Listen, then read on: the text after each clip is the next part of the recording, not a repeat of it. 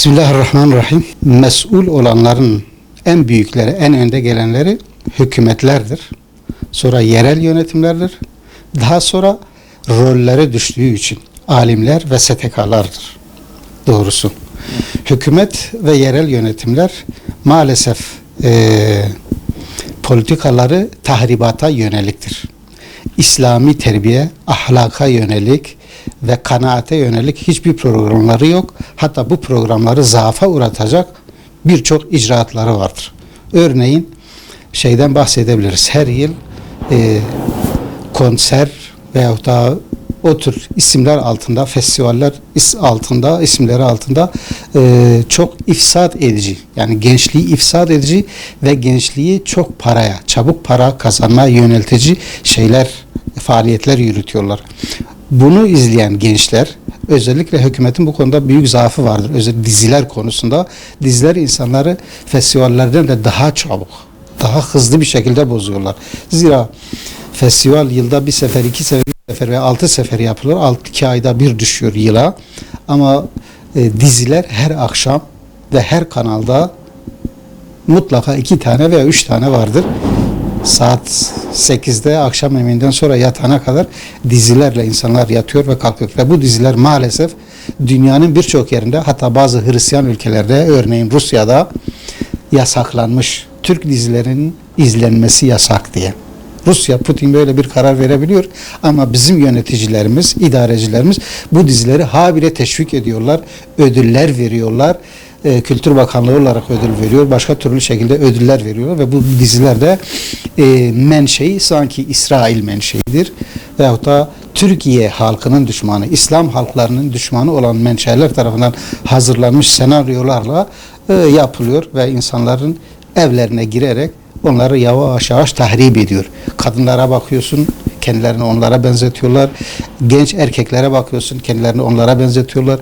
Mafyavari, süper zengin, duble zengin, süper arabalara binen, en güzel kızlarla gezen, bu tür şekilde bize bir hayat sunuyorlar. Gençlerimize bir hayat sunuyorlar ve gençleri hızlı zengin olmaya, bedelsiz zengin olmaya, gerekirse kötü işler yapmaya, uyuşturucu satmaya vesaire vesaire ağza alınmayacak şekilde hızlı zengin olmaya yöneltiyor, teşvik ediyor. Bu hükümetin üzerinde durması, RTÜK'ün üzerinde durması gereken şeylerdir. Bunlara karşılık yerel yönetimler de kendi halklarına, kendi şehirlerinin halklarına bakıp onlara uygun tedbirler almaları gerekir. Onların alacağı en basit tedbirler, mesela insanların dini STK'lara teşvik vermeleri, onları yönlendirmeleri, onlara destek olmaları. Dini STK'ların ve alimlerin vazifesi de bu insanlara bu STK çerçevesinde ve valilik ve kaymakamlıkların bünyesi altında teşvikleriyle insanlara ne olduklarını, ne olacaklarını ve neyin doğru, neyin yanlış olduğunu teşvik edecek vaazlar, nasihatler ve programlar düzenlemeleri lazımdır. Maalesef bunların hiçbirisi yapılmadığı için gençlik sahipsiz kalıyor. Yapan birkaç tane STK varsa da onlar da etkisiz kalıyor. İfsat faaliyetlerinin oranına göre onların oranı çok daha düşük olduğu için maalesef etkisiz kalıyor. Bu etkisizlik de toplumumuzu gittikçe altını oyuyor ve toplumumuz maalesef gittikçe bozuluyor. Boşanmaların nedeni de budur. Gençlerin işsiz kalmalarının nedeni de budur. Doyumsuz olmalarının nedeni de budur. Kötü işler yapmalarının, kötü işlerin peşinde koşmalarının nedeni de daha ziyade budur maalesef. Bunların herkes eğer görevlerini yerine getirse hakkıyla toplum yavaş yavaş düzelir. Yavaş yavaş bozuluyor, yavaş yavaş da düzelebilir.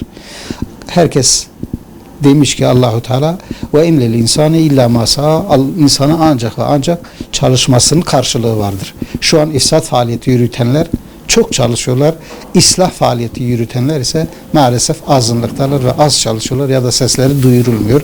Dolayısıyla ifsat önde gidiyor maalesef. Evet, maneviyat insanın ruhunun gıdasıdır. Yani insan biliyoruz iki şeyden müteşekkildir. Bir bedendir, bir de ruhtur. Ruh çıkınca beden hiçbir işe yaramıyor. Ama beden dünyaya aittir, biz de dünyadayız.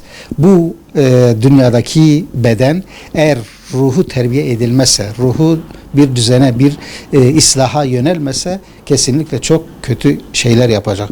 Bugünkü gençliğin yaptığı ifsatların çoğunun sebebi de bu maneviyatsızlıktır. Onun için dedim ki alimlere ve STK'lara, İslami STK'lara özellikle çok iş düşüyor.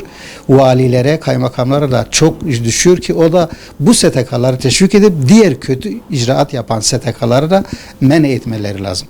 Manevi buhrana giren bir genç ne lazımsa, yani kendini ne şekilde tatmin edecekse o ifsadı maalesef yapıyor. Onun için manevi olgunluk çok önemlidir. İnsanı mükemmelleştiren ve insanı insan yapan, daha ziyade insan yapan bir şeydir. Zira dedik ya, insan bir kısmı ruhtur, bir kısmı cesettir. Sen ceset kısmını doyurursan azar, güçlenir, azar, o gücünü mutlaka bir yerde harcar. Eğer manevi terbiye almamışsa, ruh olgun değilse iyi bir iş yapmayacak, kötü bir iş yapacak. O kadar önemlidir.